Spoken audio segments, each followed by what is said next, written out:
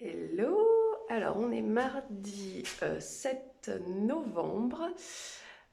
Donc là, je vais vous montrer un petit peu les avancées qu'il y a eu sur la fin de la semaine dernière et le week-end dernier, du coup, puisque moi, j'étais pas sur le chantier et que je n'y étais pas hier non plus. Donc du coup, voilà, je vous montre un petit peu les avancées. Alors, du coup, les rails des nouvelles cloisons ont été posés. Il y a également, du coup, une partie des nouvelles cloisons en placo-hydro qui sont mises. Donc ça, c'est une super avancée. Ils ont fait les trous pour les futures arrivées d'eau du meuble vasque et de la douche. Juste en dessous de ça, en fait, ils sont cachés, mais là, vous avez le nouveau trou pour les nouvelles arrivées qui vont être passées bientôt. Au niveau du coup de ce qu'on a été récupéré la dernière fois, je vous ai même pas montré. Donc là, on a le futur meuble vasque qui est ici. On a une partie des pieds qui vont aller sous le receveur. Le receveur de douche qui est juste là, il est juste magnifique. Alors, je sais pas si j'ai réussi à vous le montrer en caméra, mais il a vraiment un relief et une texture effet pierre beige trop joli. Ça ira parfaitement avec le carrelage du coup. Donc c'est celui-ci. Donc c'est la référence Olympie de chez Leroy Merlin. Donc nous on a pris les mêmes pour les murs et pour le sol. Voilà. Donc du coup c'est juste qu'il y a une taille pour le sol, une taille pour les murs. Donc là c'est la partie qui ira au mur. Donc voilà. Encore une partie des pieds du receveur. Donc là il y a une partie du coup de la colle carrelage qui est ici. On a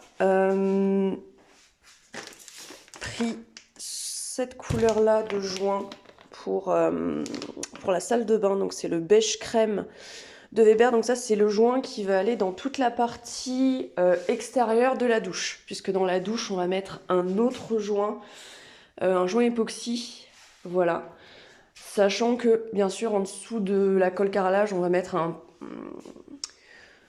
une couche d'étanchéité qui servira du coup de primaire et qui fera que du coup ça plus joint plus carrelage, l'eau risque pas de passer, mais voilà. Et ensuite donc dans la chambre 2, donc pas celle qui sera la chambre de ma mère mais la chambre d'amis, la deuxième couche, les deux couches de peinture en fait ont été réalisées. Donc là elle a bien séché, donc c'est cool, ça éclaircit la pièce, c'est dingue. J'essaierai de vous remettre une photo de avant et maintenant. Voilà, donc du coup je vais juste regarder parce qu'à certains endroits j'hésitais à repasser une petite couche. Notamment, alors je sais pas si vous le verrez à la caméra, mais en fait ici, ils avaient tiré un trait au feutre gris, ce qui fait que voilà, on a encore une trace du feutre même après deux couches de peinture. Donc ça, je pense que je vais repasser un petit coup ici.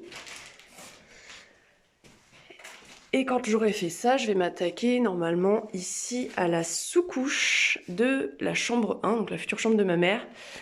Voilà, ça va être drôle puisque je vais devoir jouer avec le lit qui finalement, pour mon plus grand plaisir, ne va pas rester. Voilà, donc on a contacté du coup Emmaüs pour qu'ils viennent le chercher. Donc on attend juste qu'ils nous répondent et qu'ils nous donnent une date. Mais voilà, donc normalement ça c'est le programme de la journée. Et bah il n'y a plus qu'à, c'est parti.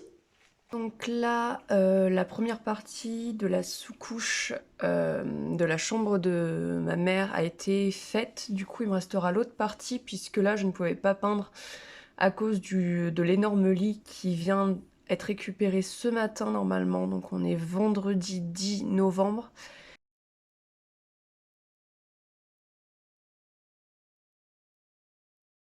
Et là, je m'attaque du coup en attendant à reboucher les têtes de vis ou les anciens trous en fait laissés par le vieux bureau du proprio. Donc voilà, je passe de l'enduit au niveau des têtes de vis qu'on a changé du coup pour mettre des têtes plates, sachant que celles du haut n'ont pas encore été faites, donc c'est pour ça que je passe pas dessus. Et donc les petits trous qui ont été laissés par les vis, les clous qu'ils avaient mis pour monter l'ancien bureau. Voilà, donc je vous mets tout ça en accéléré puisque voilà, hein, c'est du rebouchage et du lissage, c'est rien de très passionnant.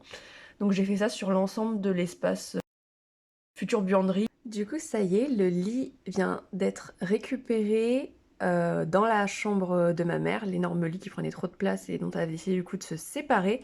Donc, petit disclaimer pour la semaine prochaine, normalement, les peintures de la chambre 1 seront terminées.